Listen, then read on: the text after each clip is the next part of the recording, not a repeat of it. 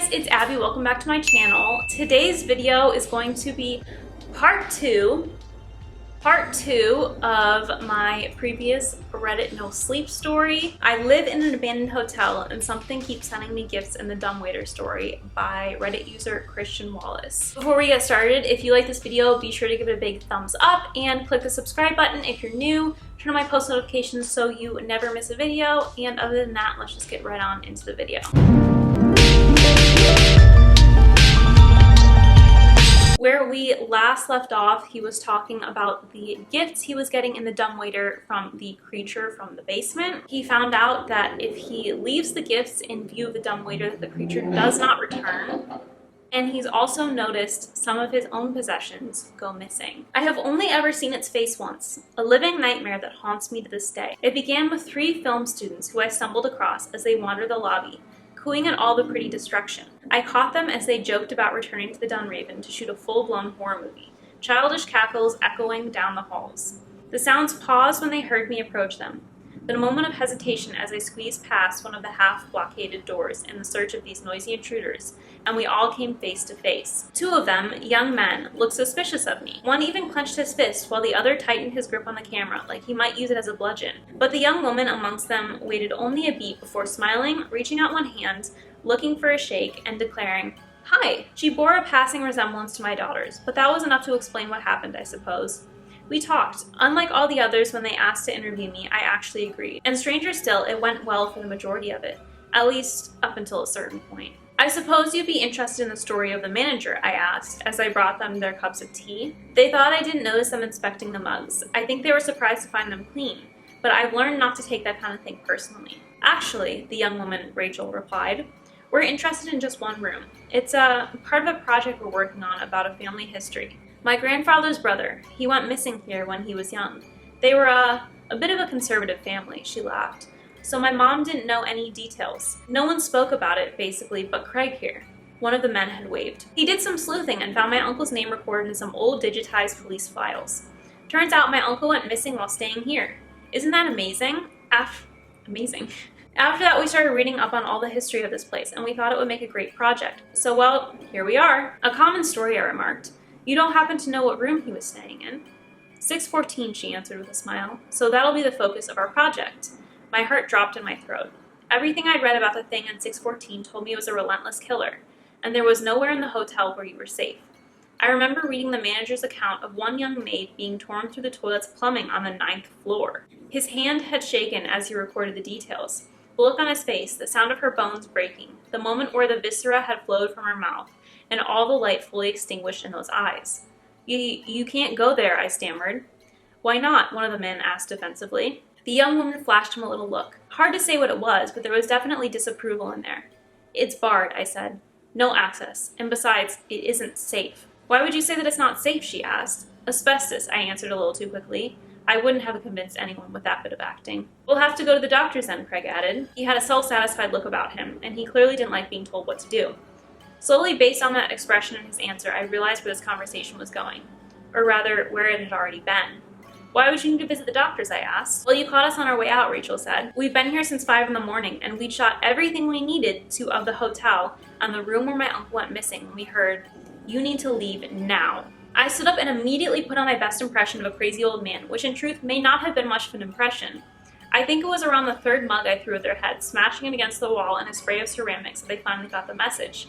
Still, I gave chase. Out the door, down the hallway. Then down one set of stairs after another until soon the lot of us were working our way through the lobby. The young men shouted back at me but couldn't quite bring themselves to lash out at an old man, while Rachel merely cried in the arms of Craig, who was particularly protective. But I didn't relent, not even when a pang of regret ran through me at the sight of the young woman's tearful face. She wasn't so much scared, I think, as just distraught to see someone she seemingly trusted turn on her. It was an ugly scene. I had to play an ugly part, but the regret didn't last long. They didn't have long. In all the excitement, it was only me who noticed the strange muffled sounds that ran along some of the vents in the corridors, or the way that as I stood by the hotel's door, momentarily defiant as I shouted obscenities, there was a slither of movement in the piles of rubbish that had collected in the lobby. Something was down there with us. They might have mistaken it for just a rat, but I knew better. Eventually I got them out, but not before one of the young men and I finally came to blows. Nothing severe. I pushed him, one final shove across the threshold, and instinctively his hand whipped out and caught me on the lip. Bleeding, I made sure he cleared the exit, then pulled the door shut and spat at the grimy window. Blood and saliva streaming down the glass. They stood on the other side, horrified, before finally turning to leave. I watched as the two men consoled the young woman on their way back to the car. Then I turned ready to go back to my room and begin to feel sorry for myself. I was halfway towards the nearest stairs when I heard the door go. It was no excuse. Jesus Christ, Craig, he's probably 80. We need to make sure he's... She must have been surprised when she saw the strange, glistening hand that gripped her ankle, because there was a momentary huh? So quiet that it was easy to miss, and then came the screaming.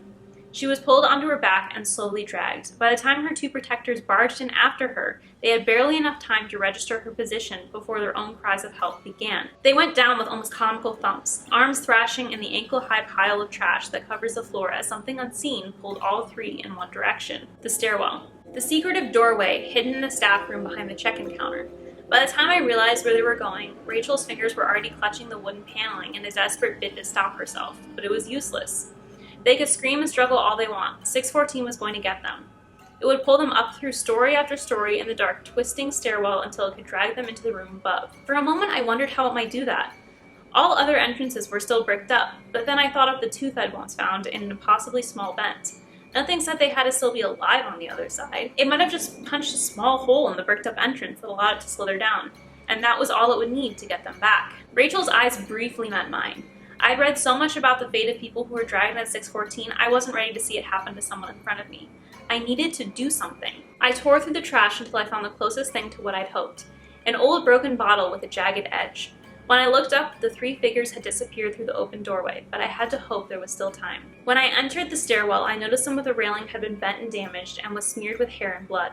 I wonder if I was already too late. But then above me, I heard Rachel's muffled sobs. I'm not sure I've ever climbed any steps so quickly in my life. One floor up, and I found her upside down, clinging for her life to another set of rails. Behind her lay the two men, broken and mutilated. I quickly realized that the arms had dragged them through the small gap in the railings, killing them but making enough room for the smaller woman to pass safely. The sight of them was horrific. They reminded me of the way moths hang trapped in a spider's web, cocooned and broken, limbs splayed, wings half torn. Even as jaded as I am, I couldn't help but wince when I looked down at Rachel and saw that the blood and gore she was covered in wasn't her own. By now, she was a good foot or two away from my reach, so instead I ran up another floor and using a nearby broom, I pulled the arm itself closer and grabbed it with one hand. Then with another, I began to saw. The glass was jagged but effective. The hand itself wasn't really all that human. It was soft and mushy, its blood the color of custard. Ew. And while its soft, almost amphibian flesh meant it molded perfectly around her leg to give it great grip, its skin gave quite easily to the glass. With only a few harsh cutting motions, it was forced to let go and slither away. I have to wonder, even now, if what happened next was done on purpose, an act of spite.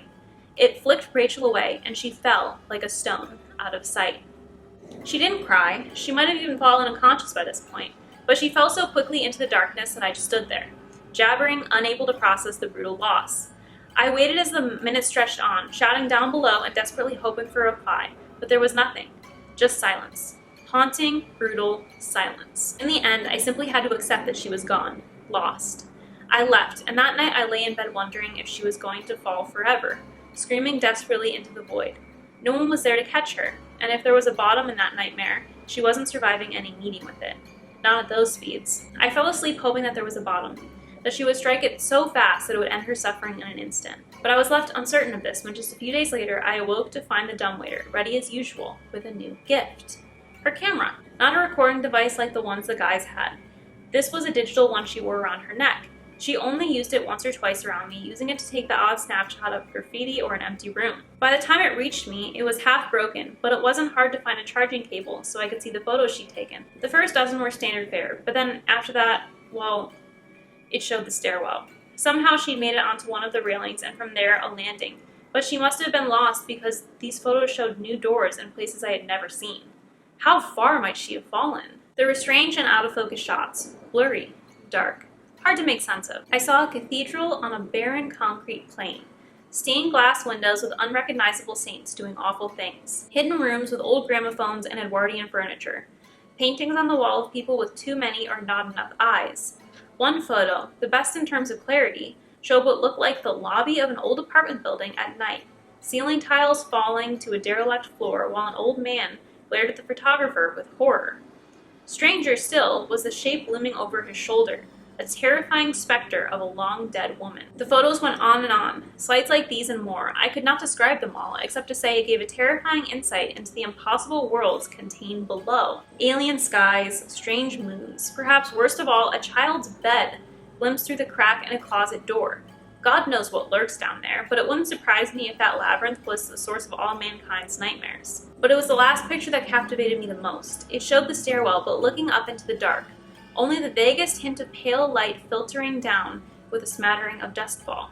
And I realized, if there was light from above, she had to be quite near the top. Maybe after her wandering, she'd found a way to safety? I had to see if she was still alive. If she really was that close, I might be able to reach her and help, provided she hadn't moved anywhere else. But first, I had to make sure it really was her that was still down there. As much as hope seized me in the moment, I'm not an idiot. None of the photos showed clearly who had taken them, and the fact that the camera arrived in the dumbwaiter meant that at some point it had likely fallen into the possession of the yellow-eyed thing. I needed a way of checking the stairwell without putting myself in harm's way. This is hardly the most tasteful thing I've done, but I went back down to the lobby, found the car keys one of the panicking boys had left on the floor, and rifled through their belongings until I found what I was looking for. Another camera. This one able to record video.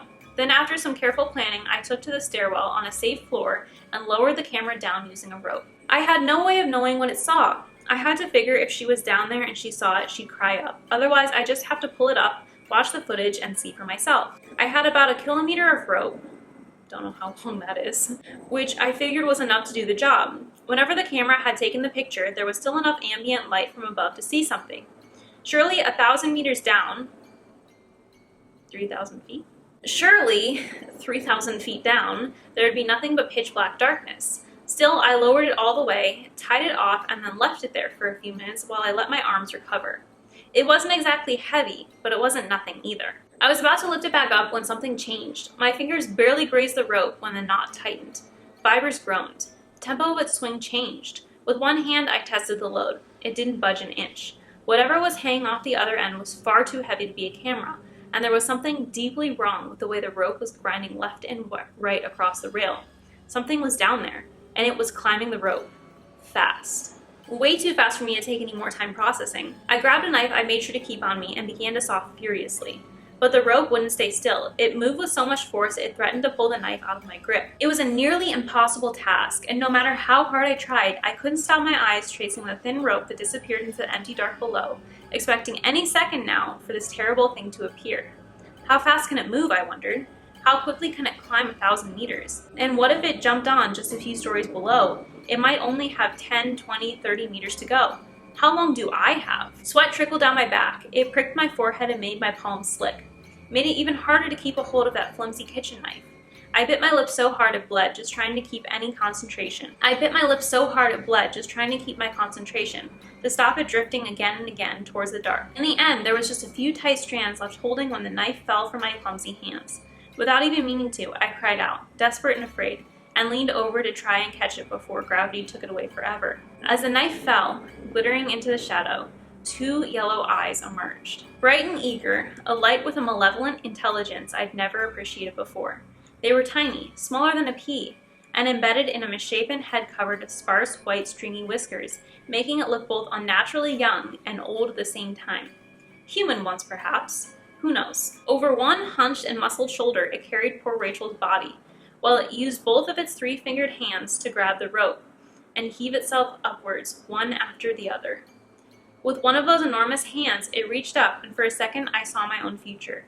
I saw it clamp those grotesque, maggot-like fingers around my head and crushing it like a melon. Or even worse, I saw it pulling me down into the depths below. Alive, but not dead. God knows what for. At the last second, the rope finally snapped. The hand missed my face by mere centimeters. Yellow nails, blunt and half swallowed by inflamed flesh, nearly grazed the tip of my nose. Its strange little eyes expressed for just a moment a sort of sad surprise before it began to fall. I wasted no time in leaving. I ran faster than I have in years, for the hotel, and after that, to my room, where I bolted the door and began pulling furniture across the entrance.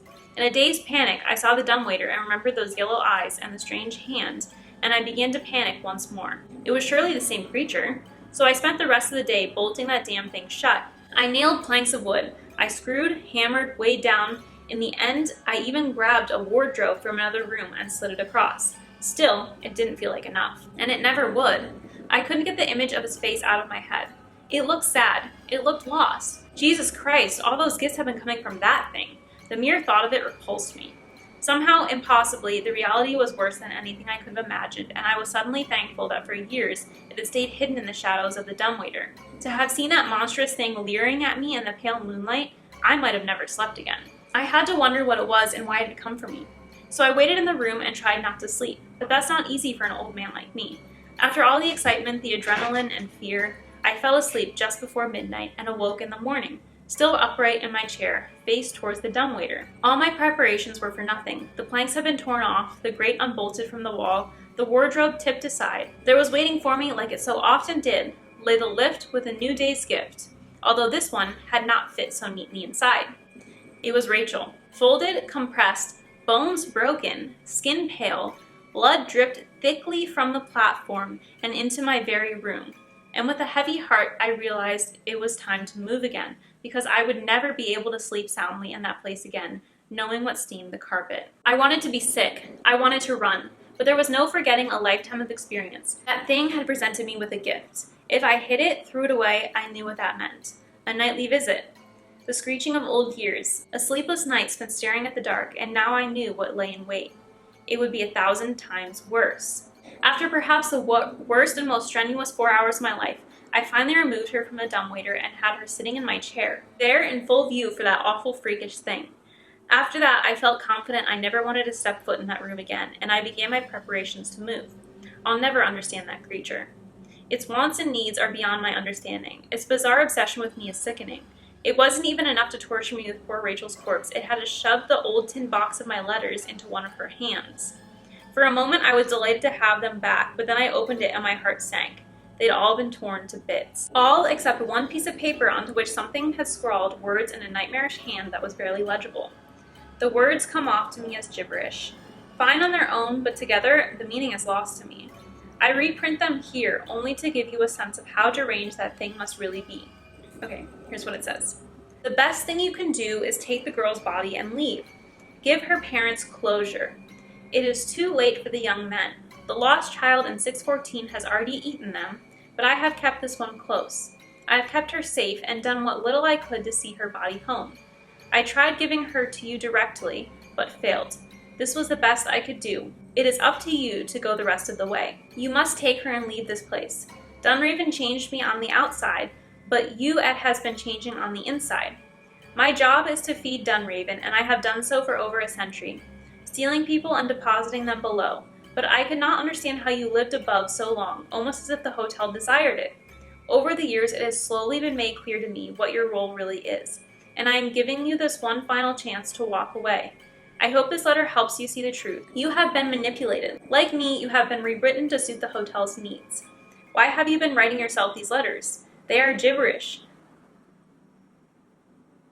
I have seen what you do day after day. I watch you. You take photos of other people's children and frame them. You wear a wedding band stolen from one of the soldiers' bodies in the stairwell. You stroke photos of people you never knew and miss a daughter that never existed. I understand now why you're here, and I hope you take this letter seriously. When Dunraven closed, it lost one caretaker. In you, it has made itself another. That's interesting that he says gibberish, because obviously it makes perfect sense. Clearly he's gone crazy from years of being there. Although, the part, you miss a daughter that never existed, does that mean like his wife never died, he never had kids? Did none of that happen? Maybe he was like the original person to go missing in that room, and he was just like lost within the hotel and kept kidnapping more and more people. Maybe that's why he felt the need to protect Rachel. That ending was a twist. I don't really know what to make of it, but I really enjoyed that story, and I hope you guys did too. If you liked it, please be sure to give this video a big thumbs up. If you're new here, click the subscribe button down below and turn on my post notifications so you never miss a video. I post Sundays at 2 p.m. Pacific Standard Time. Again, thank you so much for watching, and I will see you next time. Bye!